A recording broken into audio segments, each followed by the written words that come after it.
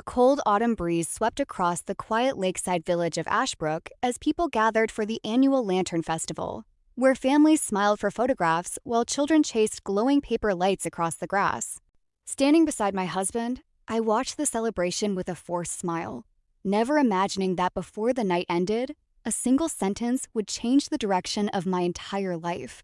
My name is Evelyn Carter, and I was 34 years old when I finally understood that silence can become a prison if you stay inside it for too long.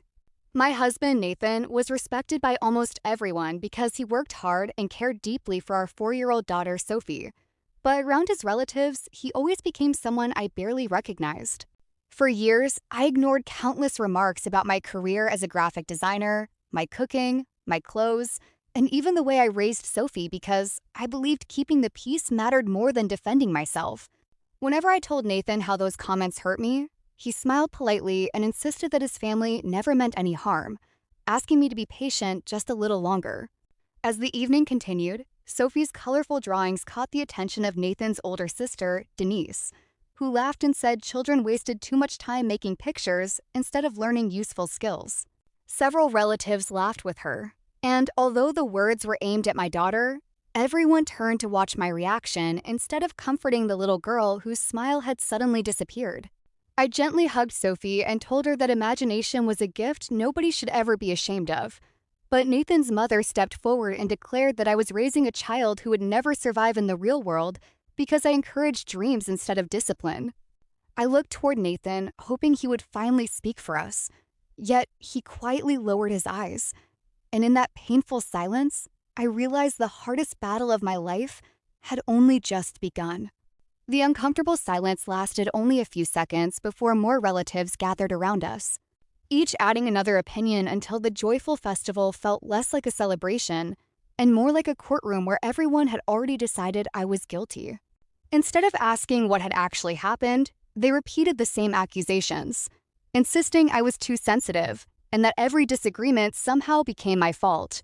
I calmly explained that encouraging Sophie to dream did not make me a careless mother, and I reminded everyone that kindness costs nothing, even when people held different opinions. Denise laughed again and sarcastically thanked me for giving the family another dramatic speech, causing several guests to shake their heads without hearing a single word I had truly said. My heart sank as I searched for Nathan's face one more time, believing the man who promised to stand beside me would finally tell everyone the conversation had gone far enough. He slowly stepped forward, sighed with visible frustration, and quietly told me that I should simply apologize so the evening could continue peacefully. I stared at him in disbelief because I had done nothing except defend our daughter from unnecessary criticism, yet he looked more worried about protecting his family's comfort than protecting the woman he had married. The realization hurt more than every insult combined, leaving me strangely calm instead of angry, as I understood that this moment revealed a truth I had ignored for years. Without raising my voice, I took Sophie's small hand and walked away from the crowd while dozens of curious eyes followed us through the glowing lanterns. Behind me, I heard relatives calling my name, but for the first time since joining that family, I chose not to turn around. That night, after Sophie had fallen asleep with her favorite stuffed rabbit beside her, I sat alone near the living room window watching rain slide slowly down the glass while replaying every family gathering I had endured since my wedding day. The painful memories formed a pattern I could no longer ignore, because every insult had been forgiven, every boundary had been dismissed, and every apology had somehow come from me instead of the people who caused the hurt. The following morning, Nathan behaved as though nothing important had happened, casually asking whether I was ready to visit his parents the following weekend and expecting life to return to normal without a real conversation. I quietly answered that pretending everything was fine had never solved our problems, but he simply sighed and claimed I was making the situation much bigger than it needed to be. Later that afternoon, while organizing old documents inside a storage box, I discovered a business card from an art gallery owner named Rebecca Lawson, whom I had met during a design exhibition nearly 2 years earlier. She had once offered me a creative position in another city, encouraging me to contact her if I ever wanted a fresh professional beginning. And for the first time since receiving that offer, I wondered whether the opportunity might still exist. With trembling hands, I sent Rebecca a short email explaining that I hoped she was doing well and asking whether the position had already been filled. I expected a polite rejection, yet less than an hour later, my phone chimed with a warm reply inviting me to schedule an online meeting because the company had recently expanded and needed someone with exactly my experience. As I read her message again, a quiet feeling of hope replaced the sadness that had followed me home from the festival, reminding me that life sometimes opens a new door only after another one closes. I looked towards Sophie happily coloring pictures at the dining table and silently promised myself that every decision from that moment forward would be guided by the future she deserved, rather than the fear that had controlled mine for far too long. Rebecca and I spoke through a video call the next afternoon, and instead of rushing me into a decision, she carefully described the position, the supportive work environment, and the peaceful coastal town where the company was located. By the end of our conversation, she smiled warmly and said that if I accepted the offer, they would gladly help me settle into my new role and recommend an excellent preschool for Sophie. Over the next several days, I quietly gathered information, updated my resume, organized important documents, and calculated every expense until I knew exactly what starting over would require. Every choice was made with one simple question in mind. Would this give my daughter a happier and healthier future than the life we were living now?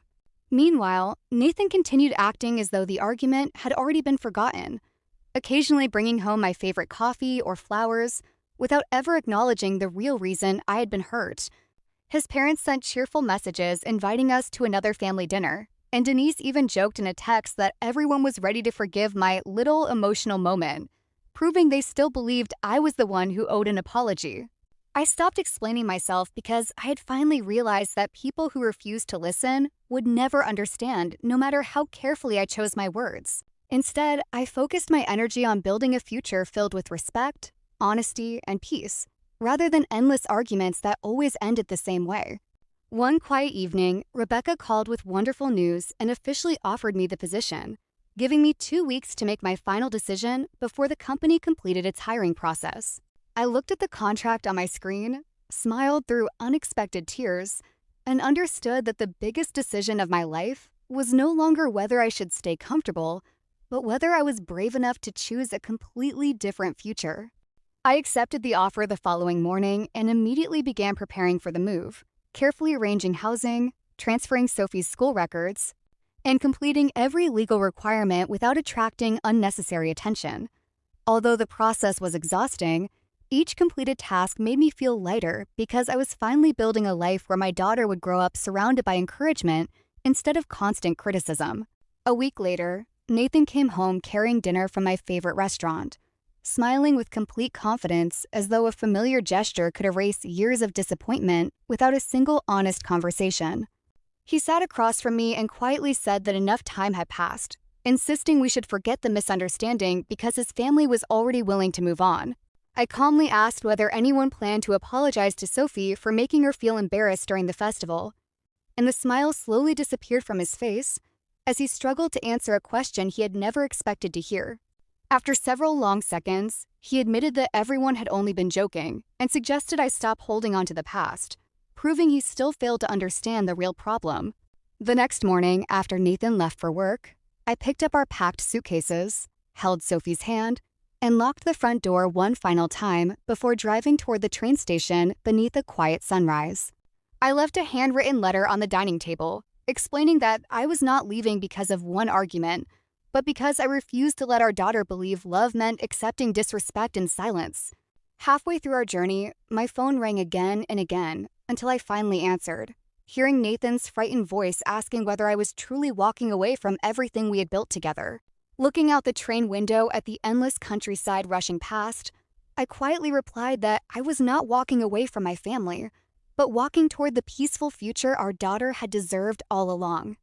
Starting over in the quiet seaside town was not easy, because every new street, every unfamiliar face, and every challenge reminded me that rebuilding a life required courage every single day, rather than a single brave decision. Even so, Sophie quickly made new friends, laughed more often than she had in years, and proudly filled her sketchbooks with colorful drawings that nobody criticized or dismissed. Thousands of miles away, Nathan finally found himself surrounded by silence instead of constant opinions, and without his relatives speaking for him, He began remembering every moment when I had looked toward him, hoping for support that never came.